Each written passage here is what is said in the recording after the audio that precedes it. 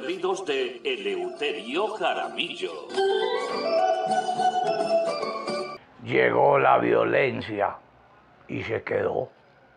No debe existir en el mundo país que haya sufrido más la violencia que Colombia. No lo hay. Creo que el hombre es violento por su ADN. Pues ya ve la vida ha sufrido muerte a causa de un quijadazo de burro. Yo no sé si así se podrá decir. El hecho de recibir en toda la cocorota un golpe de quijada. Y para acabar de completar, de burro, del que tampoco tenemos datos si fue muerto antes por el mismo Caín para utilizar su quijada como arma letal. Pues para entonces ni los señores Cole, ni Smith, ni Wesson, ni Winchester habían montado su letal negocio. Tampoco había llegado al mundo el señor Oppenheimer, creador de la letal bomba atómica.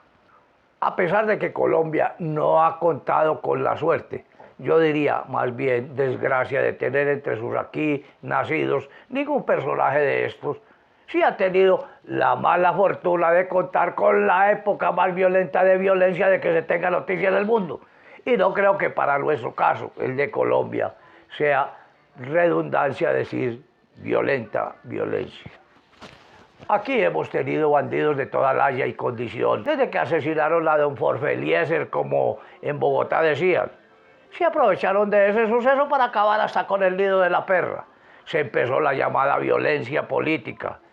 De ahí nacieron los chulavitas y los cachiporros, la violencia partidista entre liberales y conservadores.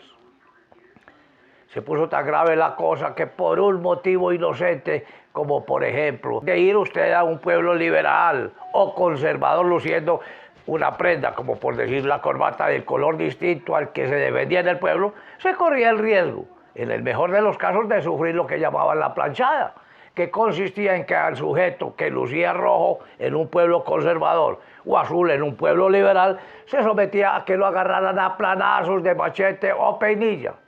Y si el caso era un poco más grave, era muerto o le daban pocas horas para dejar el pueblo. Si usted, siendo habitante de ese pueblo, no seguía la corriente mayoritaria. Llegó pues el convenio entre partidos, o sea, un acuerdo entre dirigentes de los dos, liberales y conservadores. De ese acuerdo nació el Frente Nacional y ahí tuvimos una relativa paz. Pero después esos que empezaron defendiendo al pueblo o de emanciparlo, formaron grupos guerrilleros con ese ánimo. Primero las FARC de don Manuel Marulanda, que dice que porque le habían quitado los cerros. Después vino don Fabio, vecino de Anorí, creó pues el letal ELN. Y cuando desapareció don Fabio, llegó el reemplazo desde España, desde Zaragoza, un cura, el cura Manuel Pérez, más conocido como el cura Pérez, así a secas. Estando entronizada la violencia de parte de los grupos guerrilleros, nos llegó la del narcotráfico, hasta caer en los distintos grupos de bandidos que en Colombia son. Todo esto no es para hacer historia, sino un breve repaso a lo de malas que ha sido nuestro país con esto de la violencia. Y así, señores, no es que es. Los señores.